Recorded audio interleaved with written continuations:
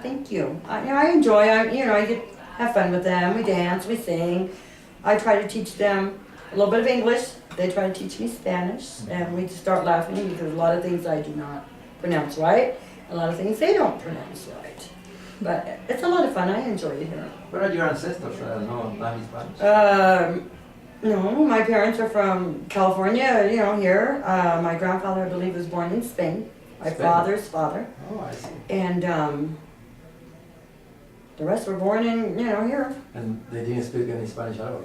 Well, they did. My parents spoke Spanish fluently in the home.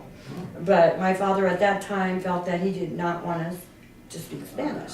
Because we were born, here, and the schools that we went to, most everybody was, English speaking, no Spanish.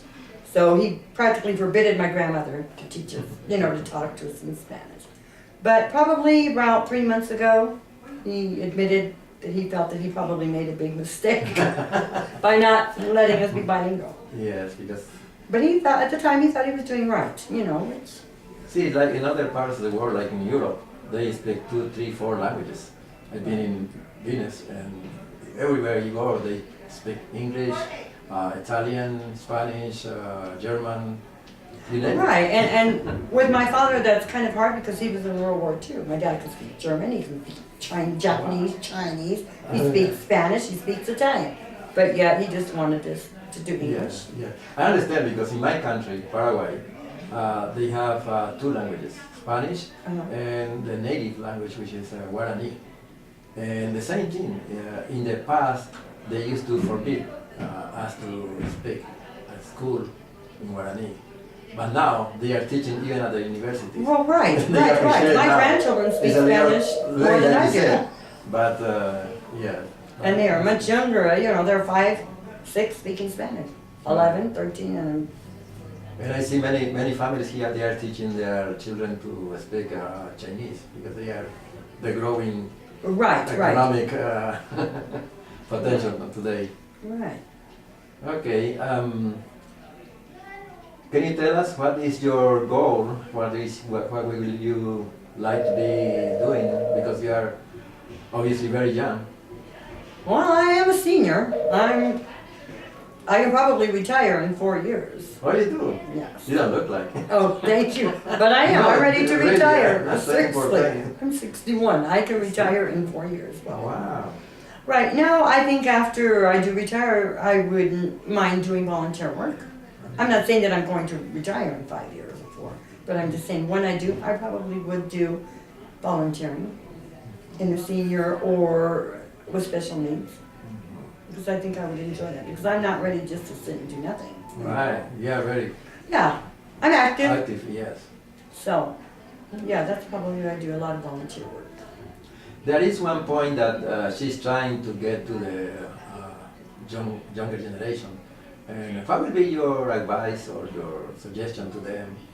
What will be the best way? We hear today so many problems with bullies and all these young people. They have so many. They have so many exposure to the violence in TV, internet, the games. Everything is violence. Drugs, drugs, everything. Whatever makes money. There are companies they are giving to them, and what would be your advice for them?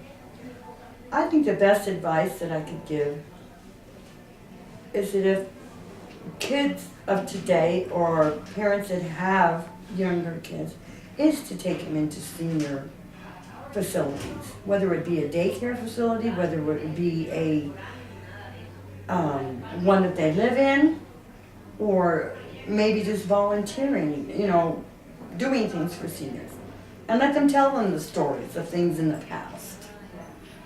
I think just the knowledge that the elderly people have is great, and I really feel that the kids really need to listen because there are so many stories that are out there.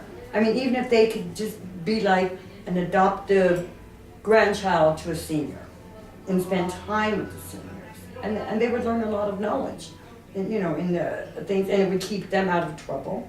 It would make a senior very happy because some of them don't have any families. And there's a lot of stories out there that they could tell, the seniors could tell, that would really impress our kids of today.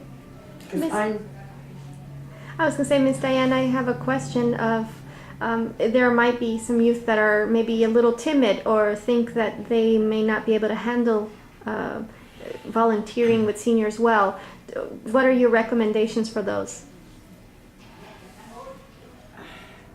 I personally think that they should just go and talk with them, and that they'll find out that there's really nothing to be intimidated about.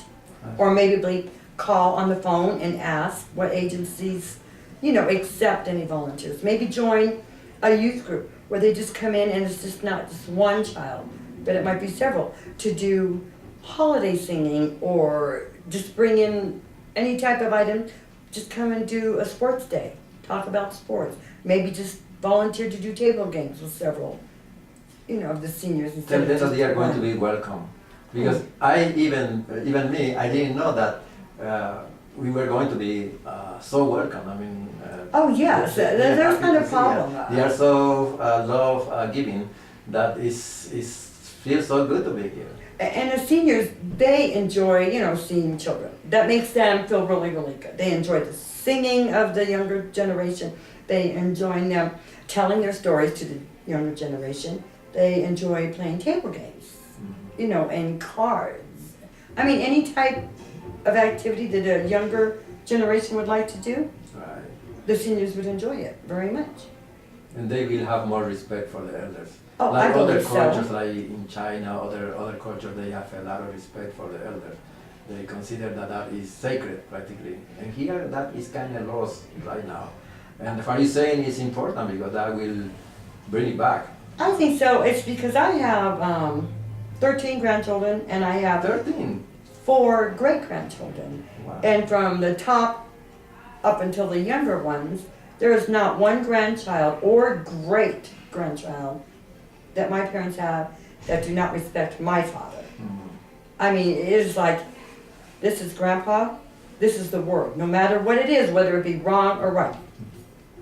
This is the law. Right, It's grandpa right. and this is the law. Yeah. And everybody follows grandpa's advice. Wonderful. Is there any other words of wisdom that you'd like to give our youth today? A major lesson that you've learned, especially when you were young as a teenager. Was there one issue that you were finally able to resolve as an adult? I just feel that you need to treat people with respect, like you were taught when you were younger. And you just give them respect and dignity, and just take a lot of their wisdom in. I mean, I really don't know what else, to say. That's Treat them wonderful. with respect and treat them the way you would want to be treated or the way you would want your family to be treated. That's how I treat the seniors here, with the same respect and dignity that if someone was caring for one of my loved ones, my parents, my sisters, my children, I'd want that same respect done to my family as I do to theirs. Yeah, that's good because they follow the example. What